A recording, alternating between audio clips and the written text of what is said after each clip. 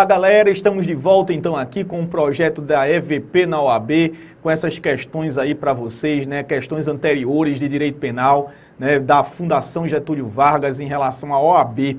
Então questões fresquinhas aí da OAB, questões recentes e até um pouco mais antigas também, mas questões importantes para você desvendar esse verdadeiro mistério que é o perfil da OAB em relação a cada disciplina específica. E nós estamos aqui na qualidade de facilitadores no EVP na OAB para ajudar vocês, portanto, a atingir essa meta, essa conquista de detonar na prova de primeira fase e logo em seguida também detonar na sua segunda fase. Vamos lá então, a questão que a gente então tinha prometido começar neste bloco é a questão de número 11. Então, vamos à questão número 11 na sua tela, vamos fazer, portanto, a sua leitura. Na sua tela, então, a questão número 11 diz assim, veja aí, questão 2013, 12º exame, Braulio, rapaz de 18 anos, conhece Paula em um show de rock, em uma casa noturna. Os dois, após conversarem um pouco, resolvem dirigir-se a um motel. E ali, de forma consentida, o jovem mantém relações sexuais com Paula. Após Braulio descobre que a moça, na verdade, tinha apenas 13 anos e que somente conseguira entrar no show mediante a apresentação de carteira de identidade falsa. Então, a partir da situação narrada, assinale a afirmativa correta. Vamos lá. Vamos analisar a situação do Braulio. Claro que, objetivamente, o que a gente teve foi a prática de um delito de estupro de vulnerável, né? O artigo 217-A lá do Código Penal, né? Um crime de estupro de vulnerável.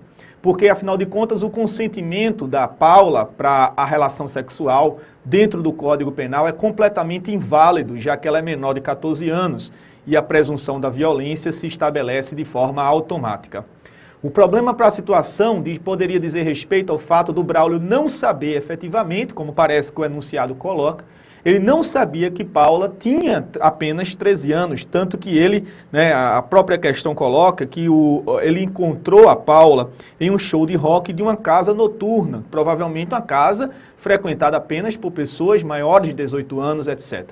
Então seria interessante para esse Braulio, no caso, estabelecer como tese defensiva a tese do erro. Mas que tipo de erro?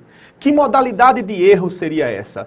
Lembra que a gente discutiu já aqui as duas formas de erro dentro da nossa legislação, dentro do nosso diploma punitivo.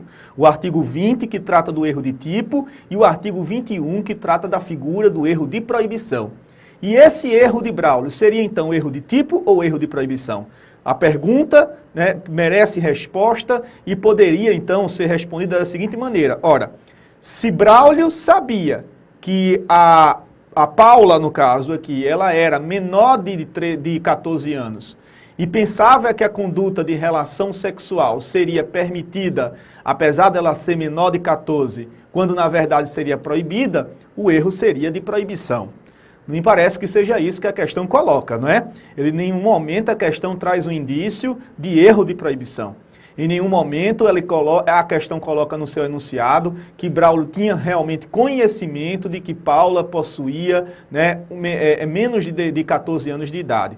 O que parece realmente é que ele achava que ela tinha, né, mais de 18 anos, achava que ela era uma pessoa já adulta, quando na verdade ela só possuía 13 anos de idade. Então, se ele realmente não tinha consciência de estar mantendo relação sexual com uma menor de 14 anos, consequentemente, a gente está falando de uma situação de erro de tipo. Lembram que eu falei aqui para vocês que o erro de tipo ocorre quando a gente não sabe o que faz. O indivíduo não sabe o que faz. Aquilo que ele imagina não corresponde exatamente ao que se passa na realidade concreta. Quando não há essa harmonia entre o que o indivíduo pensa e o que de fato ele concretiza, a gente tem um erro de tipo. Na cabeça do Braulio, me parece, né, ele tinha uma relação sexual, ele mantinha uma relação sexual com a pessoa adulta, quando na verdade ela era menor de 14 anos. E isso configura o erro de tipo, e não o erro de proibição. O erro de proibição, repito, só ocorre quando o indivíduo sabe plenamente o que faz, aquilo que ele idealiza é o que ele concretiza. Ocorre que no erro de proibição, o agente pensa que está agindo conforme, quando na verdade atua contrariamente à ordem jurídica. Vamos ver então quais são as opções apresentadas pelo examinador nesse quesito. Vamos colocar aqui então. Letra A, Braulio deve responder por estupro de vulnerável doloso. B, Braulio deve responder por estupro de vulnerável culposo. Braulio não praticou o crime, pois agiu em hipótese de erro de tipo essencial. D, Braulio não praticou crime, pois agiu em hipótese de erro de proibição direto. É claro que nesse caso a gente tem uma situação típica do erro de tipo essencial. Letra C para essa questão de número 11. Não se trata de erro de proibição, porque em nenhum momento você tem a descrição de que ele sabia que ela era menor, imaginava que a conduta era permitida, quando na verdade a conduta é proibida. Ele não sabia que ela era menor. Ele não tinha consciência de que mantinha relação sexual com menor de 14 anos. Né? O que ele pensava não correspondia ao que ele concretizava. Então só pode ser realmente a letra C.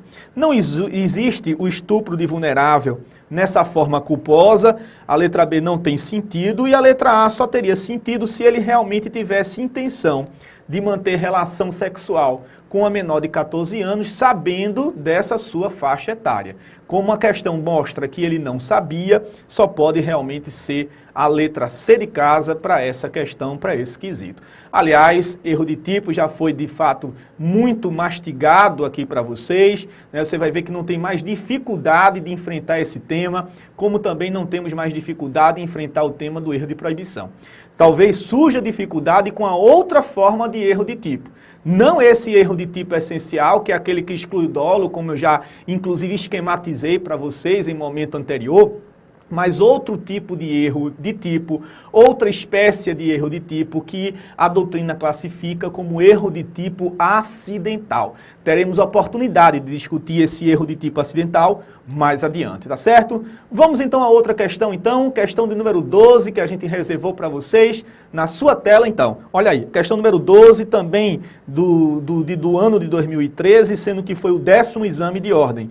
Diz assim, Jane, dirigindo seu veículo dentro do limite de velocidade para a via, ao efetuar manobra em uma rotatória, acaba abarroando o carro de Lorena, que, desrespeitando as regras de trânsito, ingressou na rotatória enquanto Jane fazia a manobra.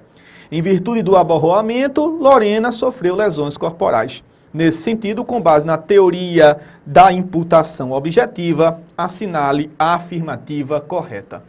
Gente, é o seguinte, não existe uma teoria da imputação objetiva absoluta. O que eu quero dizer é, não existe apenas uma teoria da imputação objetiva. Na verdade, a teoria da imputação objetiva vem desde a década de 70, 80, sendo muito discutida na Alemanha, e basicamente dois doutrinadores tentam se firmar como verdadeiros expoentes dentro dessa teoria. Eu falo de Junta Jacobs e também de Klaus Roxin, que são dois doutrinadores, obviamente, alemães. Então, esses dois doutrinadores, eles têm ideias um pouco diferentes a respeito dos princípios que norteiam a teoria da imputação objetiva, de modo que nem sempre você vai encontrar dentro da doutrina uma pacificidade em relação a essa problemática. Sempre você tem doutrinador apresentando um princípio que foi adotado por um desses expoentes, outro doutrinador tratando de outros princípios tratados por outro expoente. Então, é complicado você estudar a teoria da imputação objetiva e talvez não fosse nem o caso da FGV cobrar isso no exame, mas cobrou. Então, veja só, primeiro, o que é essa danada da teoria da imputação objetiva? E eu vou dizer de forma bem simples, bem clara. A teoria da imputação objetiva, seja qual a linha que você siga, seja a de Junta Jacobs, seja a de Klaus Roxin, a teoria da imputação objetiva é uma forma de se limitar o nexo de causalidade, certo? Então, para uma forma de se limitar o nexo causal, de não caracterizar como típica determinadas condutas, apesar de caracterizado o nexo causal no modelo naturalístico, né? A teoria da imputação foi criada justamente para tentar limitar alguns casos em que o nexo de causalidade naturalisticamente está caracterizado, mas que não deveria sofrer, na verdade, cuja conduta não deveria sofrer a incidência normativa. Então vamos imaginar o seguinte, a Jane, ela estava dirigindo o seu veículo dentro de uma rotatória, então ela tinha preferência. Sendo que, como diz aqui, ela acabou abarroando o carro de Lorena, que Lorena, na verdade, desrespeitou as regras de trânsito, porque ela ingressou na rotatória enquanto Jane fazia a manobra, e ela tinha preferência por estar na rotatória. E em virtude disso, Lorena ficou, né, gravemente ferida, aliás, não, sofreu lesões corporais, ele não disse se são lesões graves ou não, mas ela sofreu lesões corporais, ela sofreu um dano à sua integridade física. Então a pergunta é, nesse caso, a Jane, ela causou o resultado lesão corporal na Lorena, e a resposta só pode ser positiva. Então, naturalisticamente, existe um nexo causal. Existe uma relação de causa e efeito entre a conduta da Jane e o resultado lesão corporal em Lorena. Mas é justo você punir Jane por essas lesões corporais? É justo dizer que, apesar do nexo de causalidade, apesar de Jane ter produzido as lesões corporais em Lorena, que ela vai ser responsabilizada pelo delito do artigo 129 do Código Penal, ou um assemelhado na legislação de trânsito? E a resposta só pode ser uma. Claro que não é justo. Porque quem está numa rotatória, veja, aí já é a imputação objetiva entrando em jogo, né? Porque você tem um nexo de causalidade já caracterizado, mas você tem que limitar esse nexo de causalidade. Tem que limitar porque não é justo você atribuir uma responsabilidade criminal a quem causou as lesões corporais, porque quem causou as lesões corporais, no caso da questão, foi a Jane, e estava confiando que essa Lorena não iria invadir a rotatória. Afinal de contas, ela na rotatória teria preferência. Então, o princípio da confiança é criado pela teoria da imputação objetiva para tentar, então, não imputar, para tentar não responsabilizar as pessoas que estão praticando determinadas condutas e confiam pelas regras normais de convivência que as outras pessoas vão também observar as regras de convivência, as regras normais de conduta, os seus deveres de cuidado objetivo. Então, como Jane respeitava a rotatória, quando ela estava na via da rotatória e respeitando as regras de trânsito, porque tinha preferência, confiava que a Lorena não iria invadir a sua preferência, confiava que a Lorena, então, iria observar um dever de cuidado próprio de quem realiza essa atividade arriscada de guiar automóveis no trânsito, né, dentro de qualquer cidade, de qualquer região. Então, o princípio da confiança se aplica perfeitamente, né, criado pela teoria da imputação objetiva, ele se aplica perfeitamente a essa situação. E ela, aliás, a resposta que foi aliás, a resposta exigida pela OAB. Vamos ver aqui, então, as alternativas. Letra A, na sua tela, Jane não praticou crime, pois agiu no exercício regular de direito. Ela tem um direito de ferir, né, no caso Lorena, não existe isso, né? Letra B, Jane não responderá pelas lesões corporais sofridas por Lorena com base no princípio da intervenção mínima. Ninguém falou em grau de lesão à integridade física de Lorena e o problema não se refere realmente à intervenção mínima, princípio da insignificância, se bem que são coisas diferentes, né? Em nenhum momento existe a possibilidade de você aplicar princípio da intervenção mínima nessa situação. C. Jane não pode ser responsabilizada pelo resultado, com base no princípio da confiança. Apesar dela ter dado causa ao resultado, ela não pode ser responsabilizada por ele. Esse nexo de causalidade, ele vai ter que ser limitado com base nesse princípio da confiança, que é um princípio próprio dessa teoria da imputação objetiva. Então a resposta era realmente a letra C.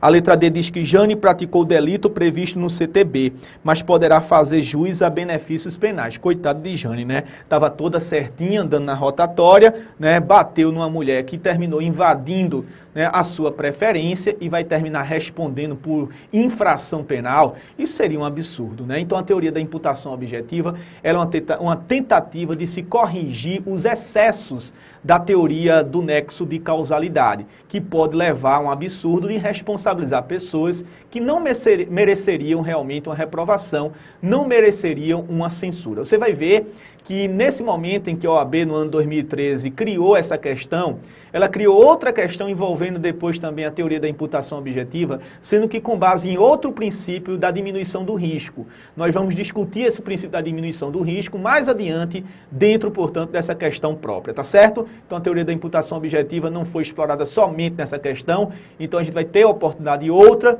de discutir essa matéria já já, tá bom? Vamos à questão número 13, então. Na sua tela, a questão número 13 diz assim: Jaime brasileiro passou a morar em um país estrangeiro no ano de 99. Assim como seu falecido pai, Jaime tinha por hábito sempre levar consigo acessórios de arma de fogo, o que não era proibido, levando-se em conta a legislação vigente à época, a saber, a Lei 9437/97, que é a antiga Lei de Desarmamento. Na verdade, não era chamada Lei de Desarmamento, essa Lei de 97 era chamada Lei de Armas, tá? Ou Lei do Porte de Armas, como alguns apelidavam. Tal hábito foi mantido no estrangeiro, que em sua legislação não vedava a conduta. Todavia, em 2012, Jaime resolve vir de férias ao Brasil. Além de matar a saudade dos familiares, Jaime também queria apresentar o país aos seus 2 filhos, ambos nascidos no estrangeiro, e não importa qual é o país, tá? O importante é você verificar que ele estava fora do país, não acompanhou a alteração legislativa, não acompanhou o advento do novo diploma de armas no Brasil, conhecido como Estatuto do Desarmamento, né? Vamos então lá à leitura. Ocorre que 2 dias após a sua chegada, Jaime foi preso em flagrante por portar ilegalmente acessório de armas de fogo. O que não era proibido, agora passou a ser a novatio legis tipificadora, uma nova lei que tipificou uma conduta até então permitida, agora proibida, a lei do novo Estatuto de Armas. Então, conduta descrita no artigo 14 da Lei 10.826, 2003, verbos: portar, deter, adquirir, fornecer, receber, ter em depósito, transportar, ceder, ainda que gratuitamente, emprestar, remeter, empregar, manter sob guarda ou ocultar, arma de fogo, acessório ou munição, de uso permitido, sem autorização e em desacordo com determinação legal ou regulamentar. Neste sentido, podemos afirmar que Jaime agiu em hipótese de... Pergunta: ele errou? Errou. Jaime achava que podia entrar no país, né, com esses acessórios de arma de fogo, porque antes de sair do país estava em vigor uma legislação que autorizava o transporte desses acessórios. Então ele foi morar no estrangeiro, passou um tempo no estrangeiro, voltou para o Brasil, não acompanhou as mudanças legislativas, praticou a conduta que na época em que saiu da nossa terra era autorizada e agora não é mais. E agora? Eu tenho uma situação de Jaime de erro de tipo ou de erro de proibição? Ele sabia o que ele fazia? Ele sabia, tinha consciência de estar transportando acessório de arma de fogo? A resposta é sim. Ele sabia o que transportava, ele sabia o que fazia. Ele imaginava que aquela conduta era permitida, como era outrora, mas a conduta agora passou a ser considerada uma infração penal. Foi considerada um delito pelo novo Estatuto do Desarmamento. E agora o erro só pode ser de proibição. Quando o indivíduo sabe plenamente o que faz, pensa que está agindo conforme, quando na verdade age contrariamente à ordem jurídica, a aplicação do artigo 21. Lembrem que a OAB gosta de dizer que esse erro de proibição é o erro de proibição direto, né, porque não provém de uma situação de causa de exclusão de ilicitude imaginária. É um erro, portanto, de proibição direto. É um erro de proibição direto que pode isentar de pena, se ele for um erro invencível, e pode reduzir a pena de um sexto a um terço, como diz a última parte do artigo 21, se o erro, nesse caso, for considerado um erro vencível. Vamos ver então qual é a resposta. É isso mesmo que ele quer, pode ver aí nas alternativas, só quer que você diga se é erro de proibição, se é erro de tipo, ou se é um erro sobre discriminante putativa, que não tem, na verdade, sentido falar aqui. Só pode ser um erro de proibição direto, então a letra A é a nossa resposta. Ricardo, eu não sei o que é esse erro que você tanto fala. Você já falou várias vezes aqui sobre erro quanto às discriminantes putativas. E o que seria isso, gente? Erro quanto discriminante putativa é erro sobre causa imaginária de exclusão de ilicitude. Veja, eu sei que a expressão é difícil, que a expressão é diferente, mas lembre que discriminante é a mesma coisa que justificante penal.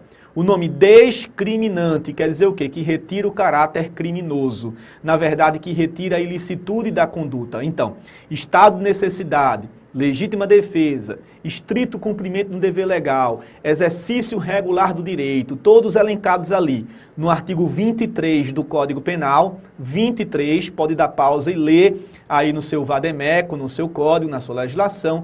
Todas aquelas causas de exclusão de licitude são chamadas de discriminantes, são chamadas de justificantes. Então, discriminantes, causas de exclusão de licitude, putativas quer dizer imaginárias. São causas imaginárias de exclusão de licitude, tá certo? Então, existe um erro específico sobre causa imaginária de exclusão de licitude. Inclusive, a gente vai ter a oportunidade de ver questão a esse respeito de causas imaginárias de exclusão de licitude. Espero que a gente chegue realmente nesse ponto específico do nosso material, nessas nossas 5 horas. Então, vamos lá, vamos correr, né? Vamos aí, né, com muita dedicação, analisar os pontos principais dessas questões que a gente trouxe para vocês com muito carinho. Vamos então agora à 14ª questão. A 14ª questão foi do ano de 2012, do 8º exame de OAB, tá certo? Vamos ver do que ela trata. Vamos ao enunciado na sua tela, olha aí. José conversava com Antônio em frente a um prédio. Durante a conversa, José percebe que João, do alto do edifício, jogara um vaso, mirando a cabeça de seu interlocutor. Assustado e com o fim de evitar a possível morte de Antônio, José o empurra com força. Antônio cai e na queda fratura o braço. Do alto do prédio, João vê a cena e fica irritado ao perceber que, pela atuação rápida de José, não conseguira acertar o vaso na cabeça de Antônio. Então, José, né, foi o salvador do Antônio. Né? José foi o salvador do Antônio. Né? O próprio João foi o autor, o agente delituoso, jogou o vaso na cabeça do Antônio. Ele queria, de fato, certamente matar o Antônio. A intenção dele de jogar um vaso provavelmente era essa. E ficou muito irritado porque José percebeu que o vaso ia cair na cabeça do Antônio e o empurrou. Inclusive, a questão diz que, na queda, Antônio fraturou o braço. Perceba, se você for analisar a questão à luz do nexo de causalidade, na forma pura, na forma absoluta, José causou uma lesão corporal intencional em Antônio, não foi? Porque quando José empurrou Antônio, a intenção de José, de fato, era fazer com que Antônio não fosse atingido pelo vaso. E, obviamente, deve ter passado, ainda que de forma instantânea, na mente de José, a possibilidade de Antônio se machucar. Mas antes quebrar o braço do que morrer, não é verdade? O que foi que José fez? Salvou a vítima, diminuindo o risco. Apesar de ter causado a lesão corporal em Antônio, ele diminuiu o risco que poderia ser causado à vítima caso o vaso tivesse caído na cabeça dela. Provavelmente ela morreria. É justo punir José por lesão corporal se na verdade ele salvou a vítima? Claro que não. Veja, à luz do nexo causalidade, a gente vai perceber que houve conduta por parte de José, ele causou efetivamente o resultado de lesão corporal, há uma tipicidade formal e uma tipicidade material. Então você vai dizer, o fato é típico, vai ser antijurídico, vai ser culpável, então vamos punir José. José, minha gente, está aqui na qualidade de herói. Como é que ele vai ser punido por essa conduta que tenha causado esse resultado, lesão corporal, fratura no braço de Antônio? Se ele agiu para diminuir o risco, é claro que ele não pode ser censurado. Isso é mais um princípio trazido pela teoria da imputação objetiva, o princípio da diminuição do risco. Então, quem atua para diminuir um risco não pode ser censurado pelo resultado que produziu, tá certo? Não é justo acontecer isso. Vamos ver então as alternativas. Na sua tela então, olha só. Com base no caso apresentado, segundo os estudos acerca da teoria da imputação objetiva, assinale, então aí, assinale a afirmativa correta. Então, José praticou lesão corporal culposa. Letra B, José praticou lesão corporal dolosa. Letra C, o resultado não pode ser imputado a José, ainda que entre a lesão e a sua conduta exista nexo de causalidade. Perfeitamente. Não pode ser o resultado imputado a José, porque ele está aqui na qualidade de herói. Ainda que entre a lesão e a conduta exista nexo causal, na forma natural, em virtude daquele princípio da imputação objetiva, chamado princípio da diminuição do risco, o princípio da diminuição do risco. A letra D diz que o resultado pode ser imputado a José, que agiu com excesso e sem a observância do devido cuidado, pelo amor de Deus, né? Ou o vaso caía na cabeça de Antônio, ou então Antônio fraturava o braço, e é lógico que nessa situação, antes o braço do que a vida, não é verdade? Então, já tinha dito a vocês que a teoria da imputação objetiva foi mais uma vez explorada pela prova da FGV, né, pela prova da OAB. Uma tinha caído já em 2012, que foi o exame 8, a outra questão foi colocada, foi deixada para o exame 10, já no ano de 2013, como a gente já resolveu. Vamos a outra questão então, vamos lá, a gente tem 5 minutinhos, vamos tentar resolver essa questão dentro desse tempo, tá? Questão de número 15 do ano 2012, do mesmo exame, o exame 8º de primeira fase, diz assim: Jaime, conhecido pelos colegas como Jaiminho Mão de Seda, utilizando-se de sua destreza, consegue retirar a carteira do bolso traseiro da calça de Ricardo, que ao perceber a subtração, sai ao encalço do delinquente. Ocorre que durante a perseguição, Ricardo acaba sendo atropelado, vindo a falecer em decorrência dos ferimentos, tá certo? Olha só. Primeira coisa, nesse caso, nesse exemplo aqui, ou nesse caso mencionado pela FGV, é possível ter essa conduta de Jaime como sendo uma conduta de furto? Claro, não é? Jaime subtraiu coisa alheia móvel. Inclusive a questão, como diz aí no enunciado, vamos até manter ele na tela, ele diz assim, né, utilizando-se de sua destreza. Jaime se utilizou de sua destreza. Aí você vai logo pensar na possibilidade do furto qualificado pela destreza. Afinal de contas, o artigo 155 tem uma qualificadora da destreza, faz com que a infração penal seja mais censurada, mais reprovada, né? No caso, a pena termina sendo duplicada. Vamos ver aqui então, olha aqui no Código Penal, tem aqui a pena de reclusão de 2 a 8 anos e multa, se o crime é cometido com, aí diz aqui, com abuso de confiança ou mediante fraude, escalada ou destreza. É o inciso 2 do parágrafo 4º do artigo 155, tá certo? Vou colocar aqui, artigo 155, parágrafo 4º, inciso 2 do Código Penal, tranquilo? Tá lá a destreza. Mas o problema é o seguinte, gente, veja só.